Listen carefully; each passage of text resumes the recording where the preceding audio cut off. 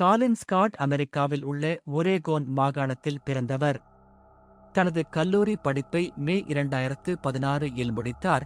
பிறகு போர்ட்லேண்ட் பல்கலைக்கழகத்தில் மேற்படிப்புக்காக சேர்ந்தார். வகுப்புகள் துவங்குவதற்கு முன்பாக வயோமிங் மாகாணத்தில் உள்ள தனது சகோதரியான சேபிளை சந்திக்க திட்டமிடுகிறார். ஜூன் 7 அன்று தனது கார் மூலமாக அங்கு செல்கிறார். சேபிளை சந்தித்த பிறகு எல்லோஸ்டோன் நேஷனல் பார்க்கிற்கு செல்ல இருவரும் முடிவு செய்கிறார்கள்.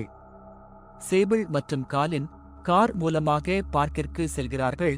பிறகு அங்குள்ள நோரிஸ் கெய்சார் பகுதி அருகில் காரை நிறுத்திவிட்டு பார்க்கிற்கு உள்ளே செல்கிறார்கள். எல்லோஸ்டோன் நேஷனல் பார்க் அங்குள்ள தெர்மல் ஸ்பிரிங்ஸ் மற்றும் குளங்களுக்கு பெயர் போனது. இந்த புவிவெப்ப ஊற்றுகள் மற்றும் குளங்கள் பார்க் முழுவதும் ஆங்காங்கே அமைந்து உள்ளன.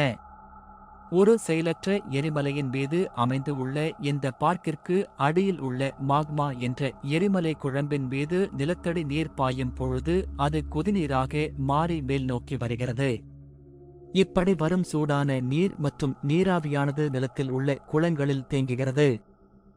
காலினின் சொந்த ஊரான ஒரேகோனில் இது போன்ற தெர்மல் குளங்கள் உள்ளன. அவை மிதமான சூட்டில் இருக்கும் என்பதால் அந்த குளங்களில் மக்கள் இறங்கி நீராடுவது வழக்கம். ஆனால் எல்லோஸ்டோனில் உள்ள குளங்களில் நீரின் வெப்பநிலை 100 டிகிரி செல்சியஸ் ஆகும்.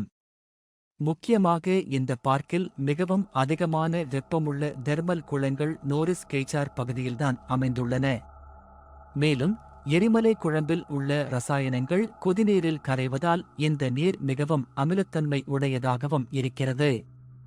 இந்த கொதிநீர் தோலின் மீது பட்டால் தேர் டிகிரி பர்ன்ஸ் எனப்படும் 3ஆம் நிலை தீக்காயங்கள் ஏற்படும். அதற்கும் மேலே நீரில் உள்ள ரசாயனங்கள் தோலை அரித்து கரைத்துவிடும்.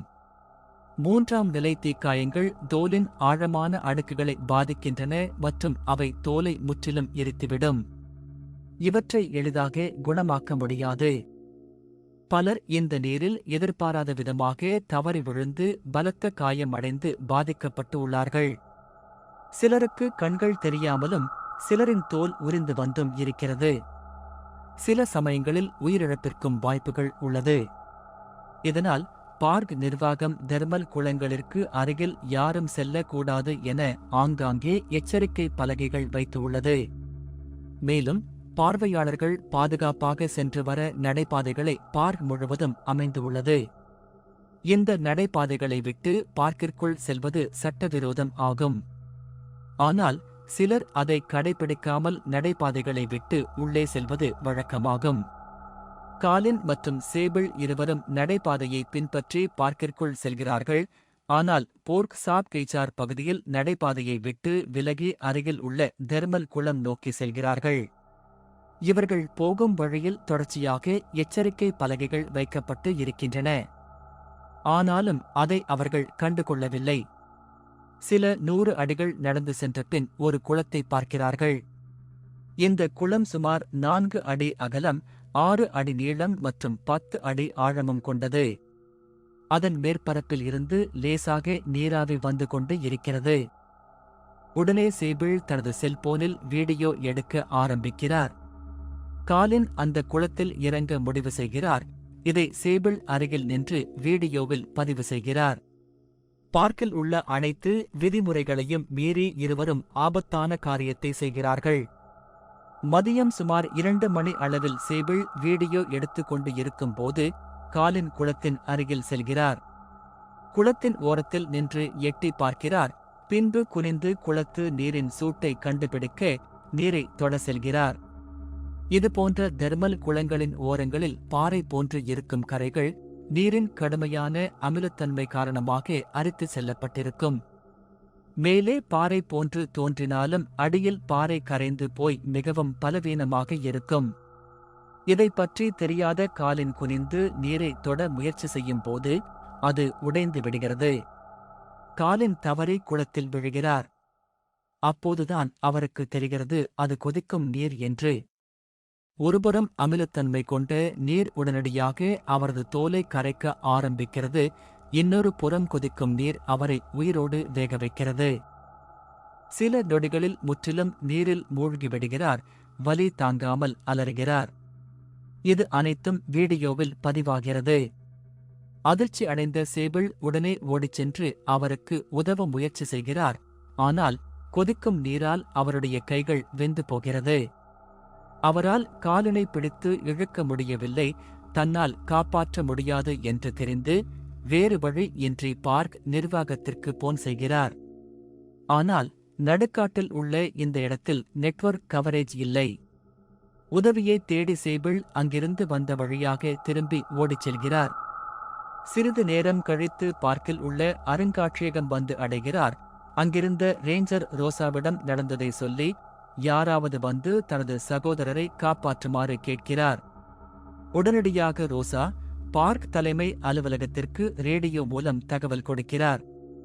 2 ரேஞ்சர்கள் உடனடியாக அங்கே வருகிறார்கள். ரேஞ்சர் ரிக் மற்றும் ஜார்ஜ் ஆகியோர் இருவரையும் சேபிள் விபத்து நடந்த இடத்திற்கு கூட்டி செல்கிறார். சுமார் 6 மணி அளவில் குளத்திற்கு வந்து சேர்கிறார்கள். அவர்களுக்கு அங்கே ஒரு கொடூரமான காட்சி காத்திருந்தது. குளத்தின் ஓரத்தில் ஒரே ஒரு செருப்பு கிடைக்கிறது. குளத்தின் உள்ளே அடையாளம் தெரியாத ஒரு தலை, கைகள், உடலின் மேல் பகுதி மட்டும் மிதந்து கொண்டு இருக்கிறது. அமிலத்தன்மை கொண்ட அந்த கொதிநீர் காலனின் உடலை கரைத்துவிட்டது.